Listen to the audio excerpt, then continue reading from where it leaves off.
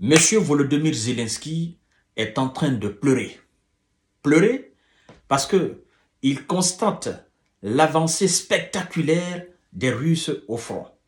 Donc, mesdames et messieurs, vous voyez au niveau de la carte, la carte qui est juste devant vous, c'est l'avancée spectaculaire.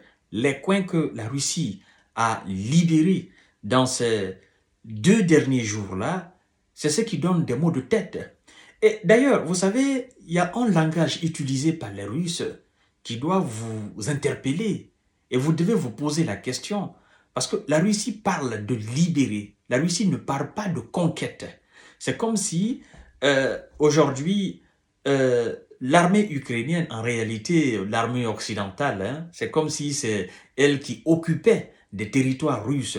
Et chaque coin alors conquis, la Russie parle de libération. La Russie n'utilise jamais le terme capturer, mais elle dit plutôt libérer. Nous avons libéré Bakhmut, nous avons libéré Kherson, nous avons libéré Zaporizhia, nous avons libéré ici. Bon, vous savez, euh, la Russie considère en réalité l'armée qu'on peut appeler encore l'armée ukrainienne, peu importe l'appellation, parce que moi je dis l'armée occidentale, elle considère cette armée comme une armée, voilà, composée des nazis au fait. Et c'est pourquoi elle dit il faut dénazifier l'Ukraine. Et c'est ce qu'elle est en train de faire. C'est pourquoi elle utilise le terme libérer. Alors, mesdames et messieurs, vous avez la cartographie devant vous ici. Et pour vous donner un ordre d'idée, vous savez, avant le lancement de l'opération spéciale militaire, l'Ukraine, je crois que c'est le deuxième plus grand pays de l'Europe.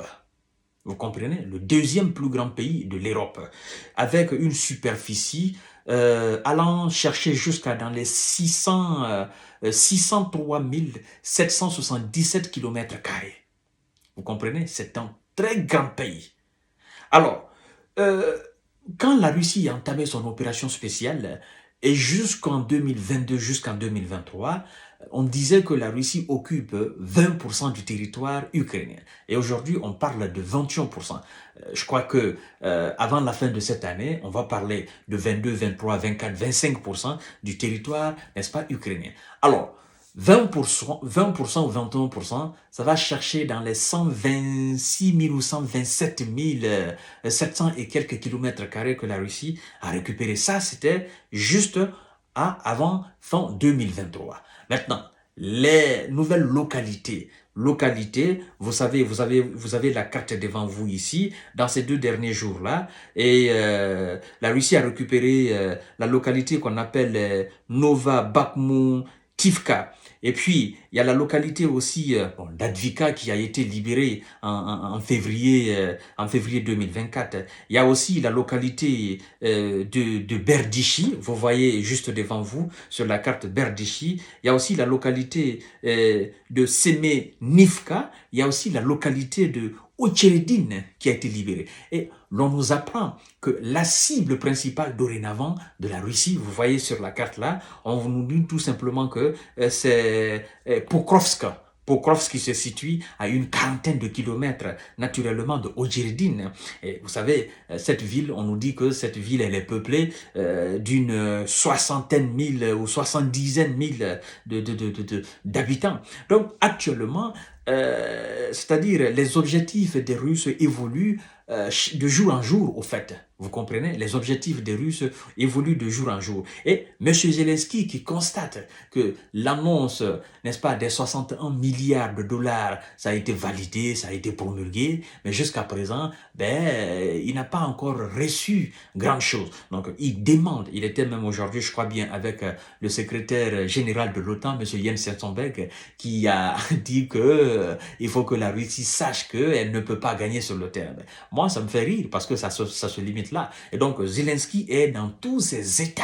Il demande à ce que les Occidentaux livrent des systèmes de défense, à ce qu'ils livrent des armes, à ce qu'ils livrent tout ce que son armée a besoin, naturellement, afin de faire face à la Russie. Et il y a une question qui se pose. En fait, les coins que la Russie est en train de libérer aujourd'hui, là, ces coins-là, les armes occidentales, les armes américaines qui viendront, ce serait de repousser les Russes ou bien ce serait tout simplement de défendre le reste de l'Ukraine n'est-ce pas, qui n'est pas encore libéré par la Russie, parce que c'est le terme libéré que la Russie utilise.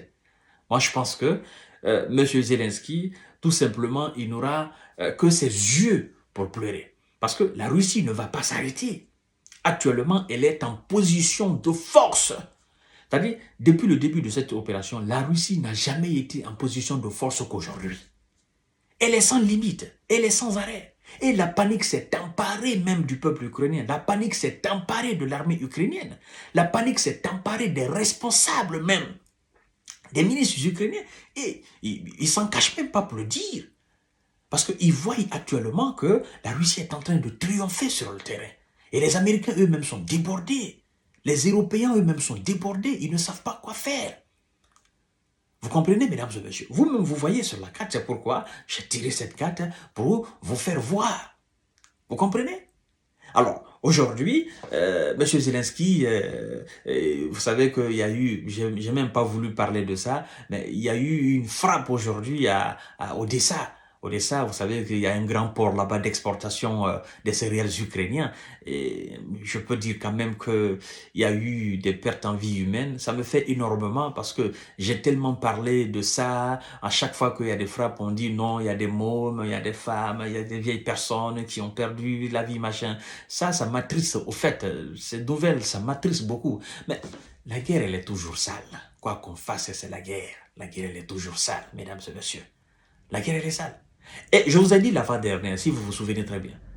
Vous savez, Odessa, c'est cette ville portuaire. La Russie va mettre main là-dessus.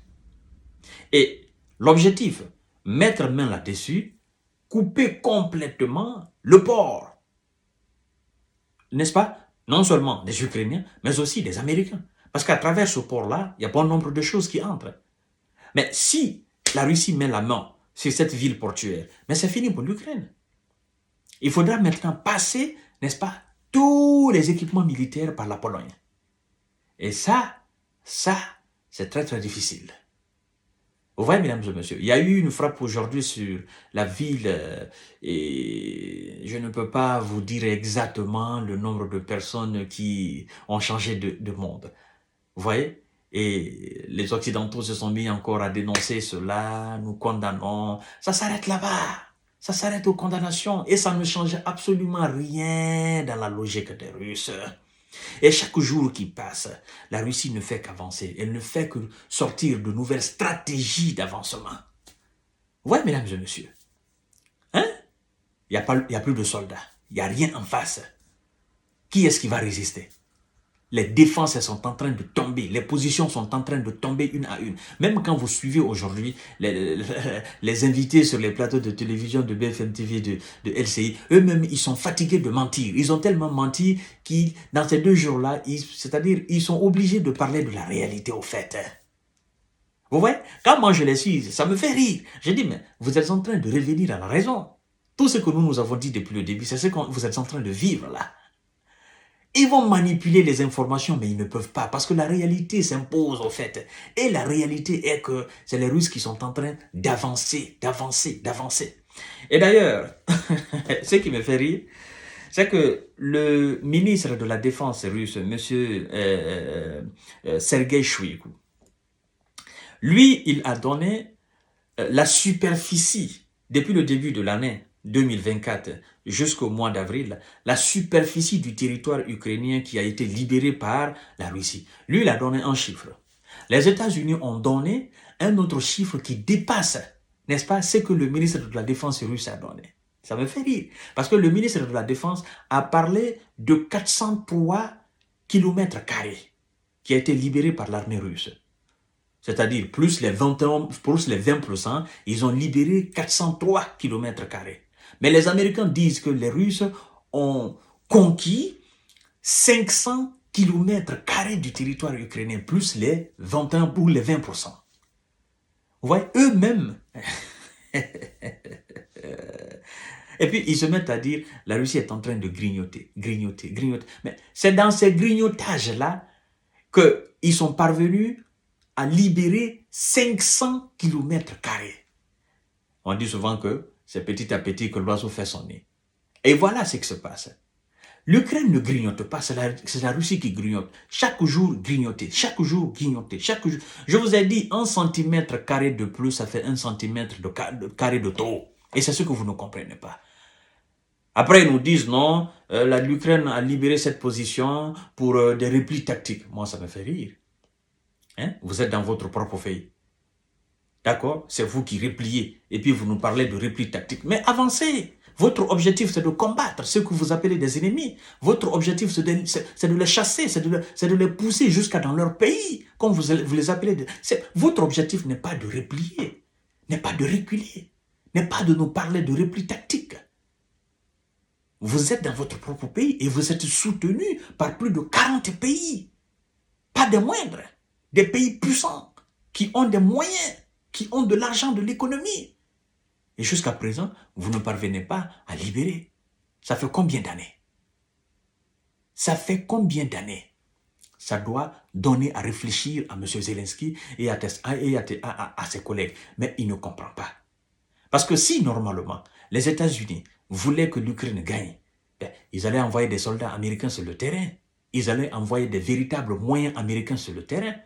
Mais ils ne peuvent pas le faire, parce que faire cela, ce serait déclarer la guerre à la Russie. Et tout ce que les Américains redoutent dans ce monde-là, c'est de s'attaquer à un pays qui a la capacité de frapper l'Amérique sur son propre sol. Je l'ai dit 1000 fois et je vais encore réitérer. La raison principale pour laquelle les États-Unis ne s'attaquent pas à la Corée du Nord, parce qu'ils savent que la Corée du Nord a quelque chose qui la permet de frapper l'Amérique sur son propre sol. Et l'Amérique a peur de ce type de pays-là. C'est pourquoi l'Amérique ne peut jamais déclarer la guerre à la Russie. C'est ça, au fait, le problème. Ils pensent gagner cette affaire par procuration. Ça, c'est impossible. Voilà, mesdames et messieurs, la superficie du territoire qui a été conquis par les Russes au bout, c'est-à-dire depuis le début de l'année 2024 jusqu'à aujourd'hui, on parle de 500 km². Et dans ces 2 jours-ci, la Russie a récupéré une très grande partie de l'Ukraine. Et demain encore, nous aurons d'autres informations. Partagez cette vidéo dans tous les groupes possibles. Abonnez-vous sur cette page, activez la cloche de notification pour ne plus rater mes vidéos. Merci beaucoup.